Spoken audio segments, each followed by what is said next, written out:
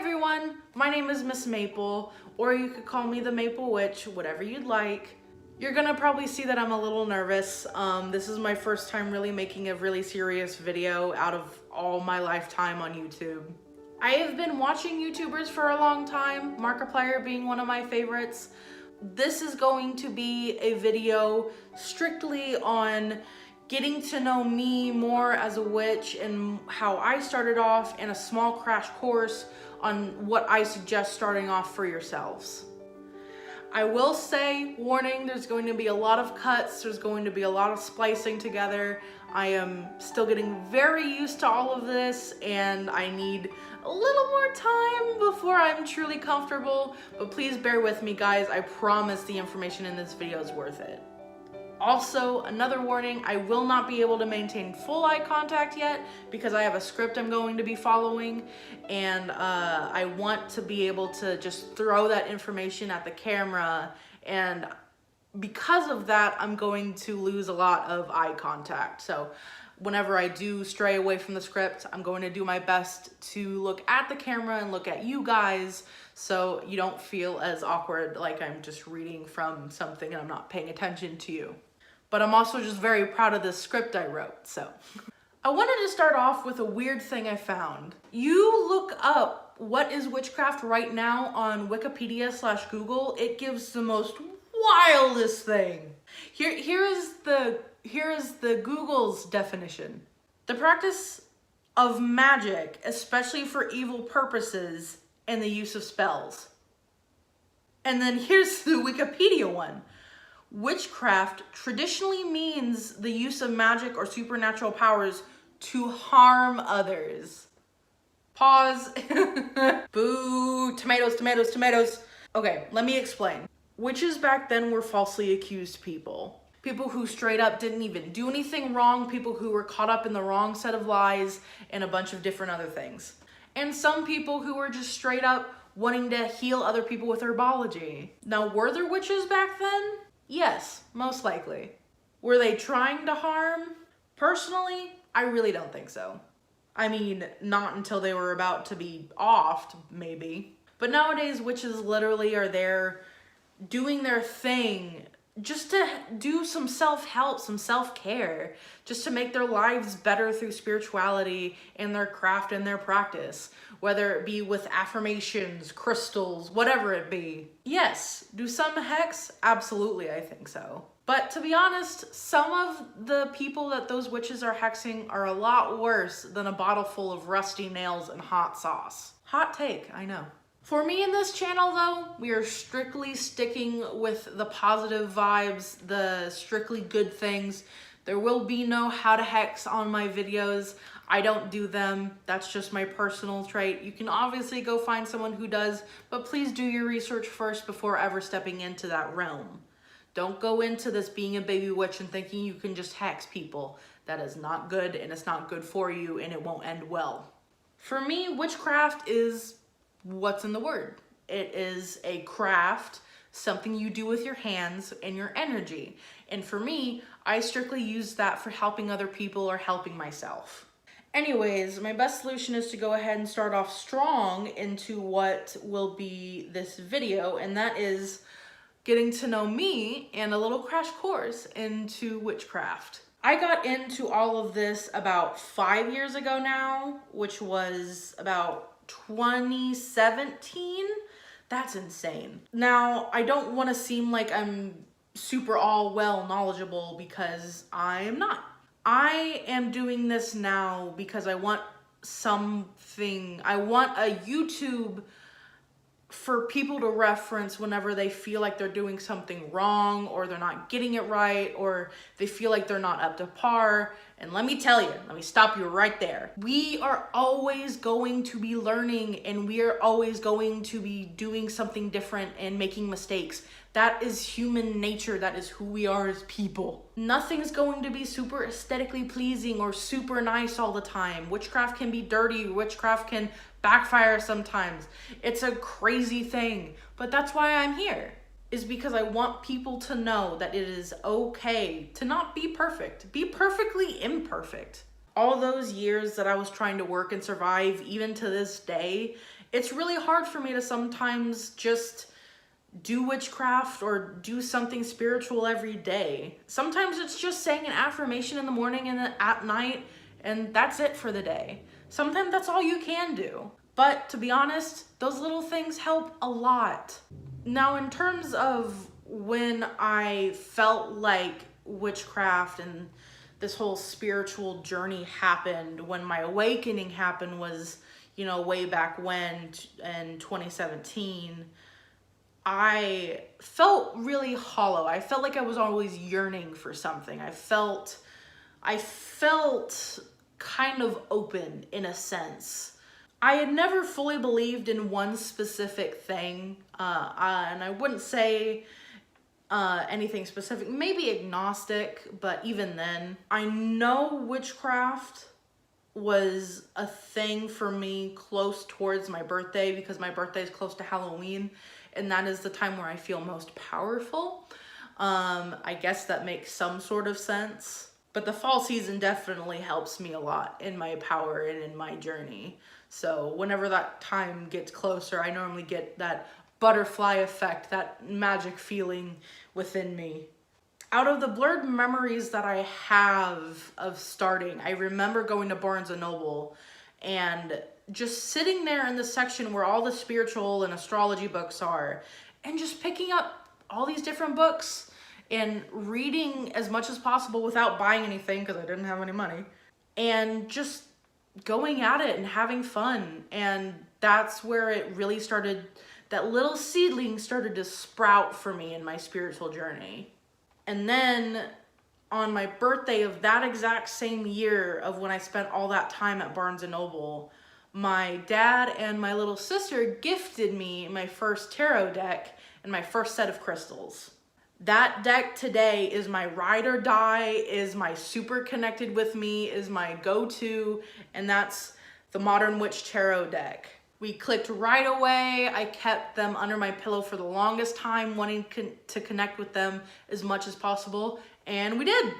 I adore them so much. It's a fantastic deck. And if you want to start off with a deck, I really do recommend that one because it is super easy to read, super good to get into, really good starter deck. Side note, I really got lucky with getting into witchcraft and everything spiritual.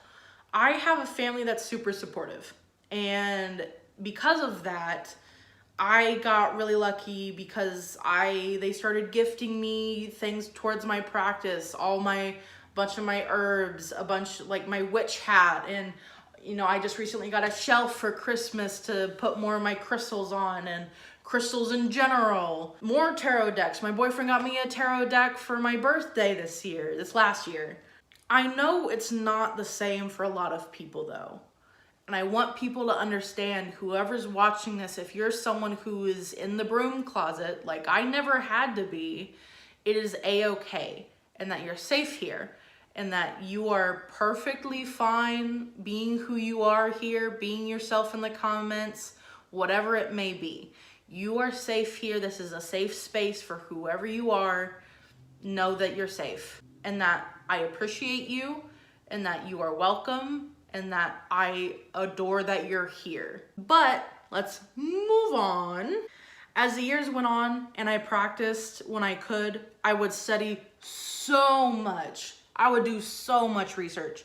I'm a very academic person. I love studying. I love sitting down, reading books, making monographs, whatever it may be. I would pick up new books, learn from those, and then cross-reference from other books. This is very important for me because as someone who needs to feel like I have a solid handle on the information I'm being given, I need as much information from multiple sources as possible.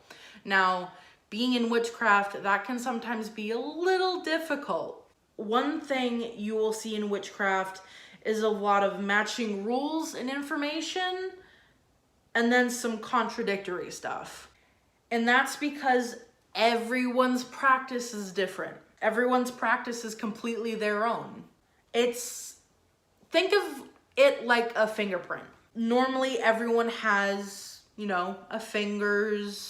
hand fingers or fingerprints, but that specific print is their own completely. Different upbringings, different situations, different cultures. You have to understand that right away. That this practice is all yours. Whatever you want it to be. You follow the foundations and then tweak things that you're allowed to along the way. But you need to heed this warning. Do your research. Know what is a closed practice. Closed practices are practices that may not be for you. Like sage, for example, specifically white sage. I don't sage, I don't smudge, I don't use Palo Santo because those are for cultures that are not my own. Instead, I use dragon's blood incense, or I use my bell for sound cleansing. The evil eye, that's very complicated. I don't use it, but I've read somewhere along the lines of if you use it correctly and you know what you're doing with it, you'll be okay. But again, do your research. We are not about stealing from people here or disrespecting. That is not what we do. Okay, now a favorite of mine, and that is book recommendations and books that I do not recommend as a beginner. To start us off, I'm going to do the books that I do not recommend and why. And those are going to be very strong personal views, but again, this is just what I've found from multiple sources and what I feel myself to be correct. Number 1, Basic Witches by J.S. Axana and Jess Zimmerman. This book is full of closed practices and uses words white and black magic without even seeming to care about the background of those words. It has hoodoo and voodoo references, which are also closed practices. It's a no from me. I was actually gifted this book when I first started practicing. I read a little bit of it and I just felt off. It was not really, it just felt really clickbaity. It felt really here for the aesthetic, not here for the information. Number 2, Witch, Unleashed, Untamed, Unapologetic by Lisa Lister. Literally one of the most renowned for a bad reason. It is profound how self-centered this book really feels. The history information, misinformation is absolutely wild. It's also transphobic. So no, I don't recommend this one. And the third and last one that I don't recommend, Witchcraft, a handbook of magic, spells, and potions by Anastasia Greywolf. I just didn't think it showed the information right. I don't think it showed enough information. The spells aren't really well versed in it at all. It's just not up to my liking. Okay, now some books I do recommend. Psychic Witch by Matt Aaron. I think I'm saying that correct. Someone please correct me on how I say Matt's last name. It's a really renowned book in the witchcraft circle for being a really good source. This book gives you plenty of things you can use to practice and exercise with. Not actually exercise like an exorcism, I mean exercises and practice. It teaches you really important steps into consciousness in spells and protection in the craft. Number 2, Moon Spells by Diane Alquist. This book is great for learning moon phases and their correspondence. It's great explaining working with the right moon energies. It's a great beginner's guide. Definitely something I suggest picking up, and it's not that expensive. And number 3, Plant Witchery by Juliet Diaz.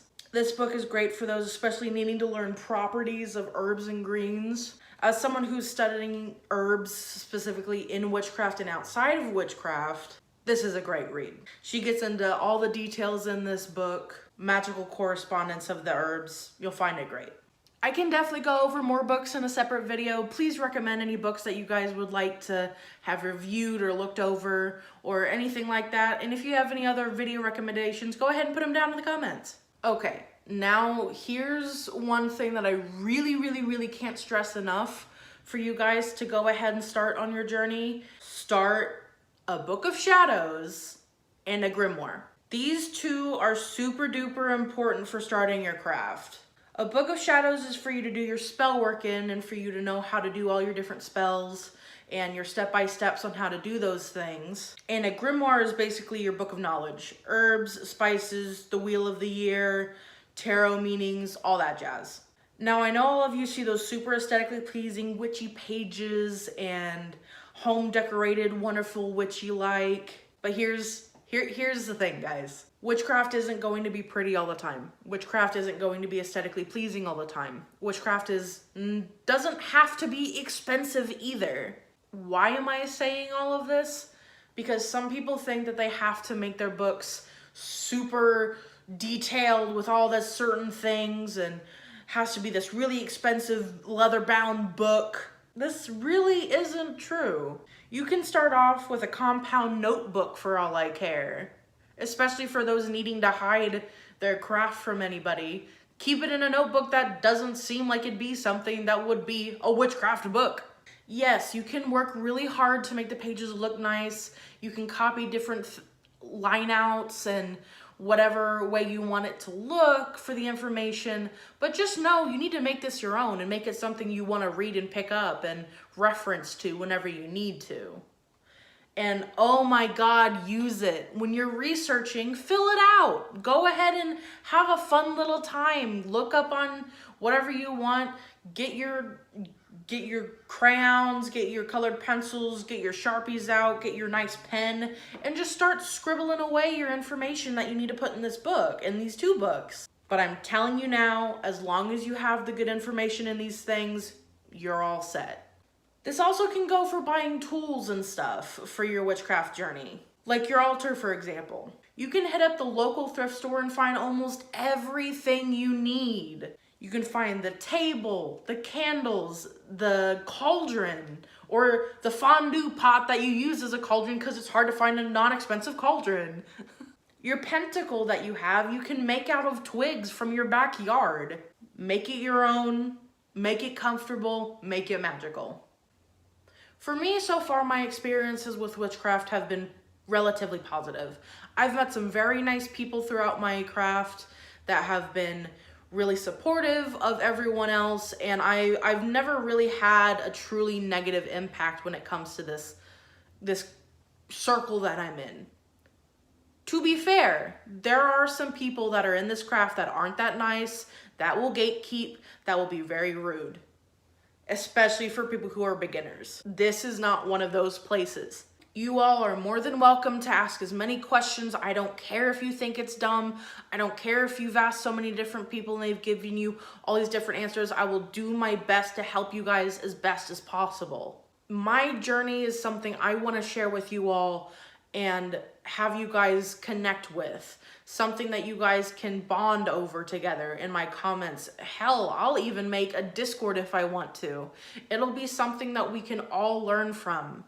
If you like this video, go ahead and give it a like. Leave a comment of any videos you'd like me to do, or just leave a comment in general of a question that you have for me. This has been Miss Maple. I bid you all adieu, and blessed be everybody.